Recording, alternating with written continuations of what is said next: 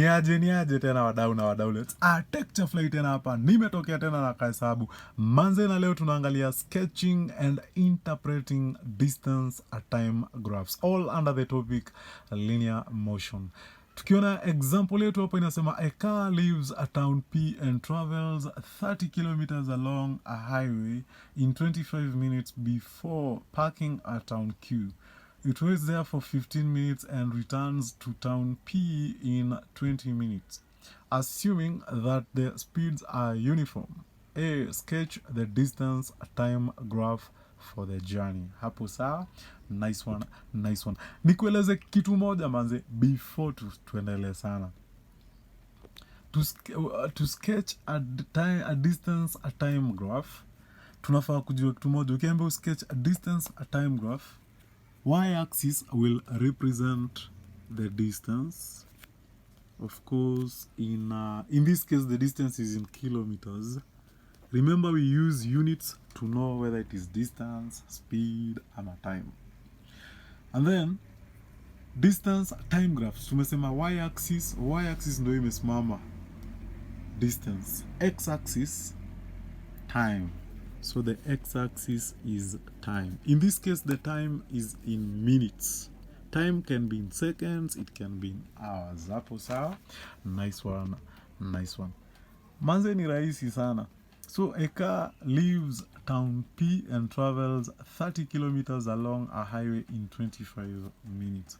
So nikisoma hii swali yote vile tumesoma, we have seen that 30 kilometers is the maximum distance. So unajua vizuri, when you are drawing these things, you must draw them to scale. So you can have something of the sort. Mimi nataka yangu ikuwe na scale ya 1, this box representing 10. So 10, 20, 30, 40. I want them to have a difference of 10, 10. That is their scale. I'm sure you understand. Haya. What about time? Time nikiangalia scale yangu acha nitumie bado pia 10. So 10, 20, 30 ziachane na 10 10. 10, 20, 30, 40, 50, 60, 70, namna hiyo. We shall see. Alafu so ukisha chora hizo vitu zote ma scale ushaeka nini unakuja sasa tuna apply. A car leaves town P and travels 30 kilometers along a highway in 25 minutes. So gari ina travel 30 kilometers, inatoka from hapa ina travel 30 kilometers in 25 minutes. So 25 minutes is definitely between 20 and 30. So come after 25 ndo hiyo, so tutafute 30 hapa. Zinakutania somewhere hapo. So 30 kilometers in 25 minutes. So as you can see, you join namna hiyo. You join hapa.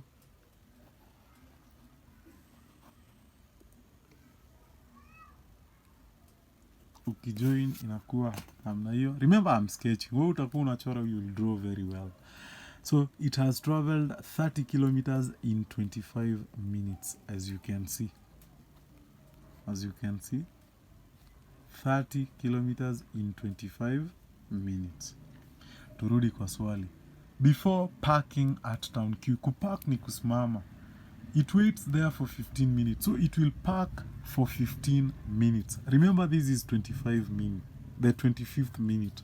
So the 25th minute plus 15 minutes, you will get 40 minutes.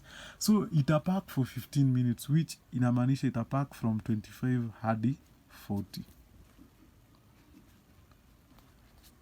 So it will park up to hapo. Now remember, when it is parking, haisongi. So kwa sababu haisongi, this is flat. It is horizontal. It is flat. Ile kizungu utaelewa tu ni sawa. So it waits there for 15 minutes. Inasimama for 15 minutes. Which means up to the 40th minute. And then returns to town P in 20 minutes. And then returns to town P. Remember town P is on this line. In 20 minutes. hii ni 40 minute, hii is the 40th minute, so 40 plus 20 ni 60, so it will return mpaka mahali kuna 60. So mahali kuna 60 tunaweka kadoti hivyo, and then you join. As you can see, you will have something of the sort. So itasimama hapo for 15 minutes, then return to town P in 20 minutes. So as you can see, 60 minus 40 is 20. Ilisimama for 15 minutes. 40 minus 25, 15. Ili cover 30 kilometers in 25 minutes. As you can see, 25 minus 0 is 25. Hapo sawa? Nice one. So manze, I hope unaelewa. Now this is our distance time graph for this journey. Now I want to tell you something when it comes to interpretation of distance time graphs. Distance time graphs, chenye itatusaidia peke yake ni kitu inaitwa the gradient. We must calculate what is called gradient. The gradient of a distance time graph will give us speed. Will give us the speed of the car or the speed of the body that is moving. So calculate the speed on the outward journey. Speed on the outward journey. Outward journey ni kutoka hapa hadi hapa. So what is the speed? Speed tunaipata tukitumia gradient, because nimekwambia the gradient will give us the speed. So the gradient is change in y over change in x. So for the outward journey ni kutoka hapa hadi hapa, it will be change in y over change in x, which is 30 minus 0. 30 on the y-axis. Hii ndio 0 on the y-axis imeanza, alafu 30 ndio mwisho. So 30 minus 0 will give us the change. And this is in kilometers. Divided by, because the unit of distance is kilometers. Divided by change in x. Change in x ni 25 minus 0. 25 minus 0. And remember, they are in minutes. So this will be 30 minus 0 is 30 kilometers. Divided by 25 minutes. If you divide that, you will get 1.2 kilometers per minute. 1.2 kilometers per minute. To convert 1.2 kilometers per minute to kilometers per hour, you multiply by 60. So 1.2 times 60 will give us 72 kilometers per hour. So ukiwa umepewa kilometers per minute, to convert it to kilometers per hour, just multiply by 60. So hiyo imeisha. Unaulizwa calculate the speed on the return journey. Return journey ni ya kurudi. Kutoka hapa inarudi huku. So kutoka hapa hadi hapa. Again, find the gradient ya hii place peke yake. Okay? It will be, so this was our outward journey. Now return journey. Again, speed will be change in y over change in x. Change in y hapa ni 30 because hapa ilikuwa 30. Again minus 0 because on this line is 0. Hapa ni 0 na hapa ni 30. So 30 minus 0, again this is in kilometers, divided by the change in x for this is 60 minus 40 minutes. Okay?